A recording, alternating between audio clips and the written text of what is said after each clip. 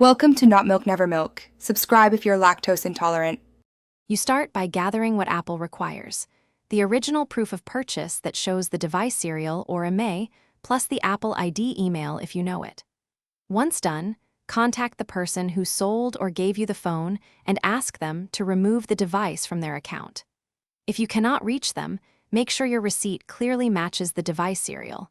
You need these documents ready before you open a support case with Apple. They validate ownership and protect the original owner. You then contact Apple support to request activation lock removal. Explain that you legally own the device and upload your proof of purchase, the device serial or IMEI, and any requested ID. Once submitted, an Apple advisor will verify documents. This can take a few days. Make sure to keep the case number and follow up via chat or phone if you don't hear back. Apple's removal is the legitimate method because it protects against stolen device fraud and ensures once Apple approves the removal, they will provide steps to erase the device and complete setup under your Apple ID. Follow those instructions exactly and restore from a backup if available. If the request is denied, make sure the receipt details exactly match the device serial and purchase date, and that the seller's name aligns with the proof.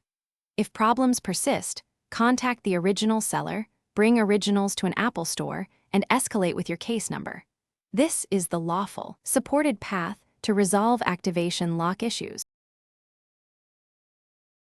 Thanks for watching. If this was helpful, leave a like and consider subscribing. See you next time.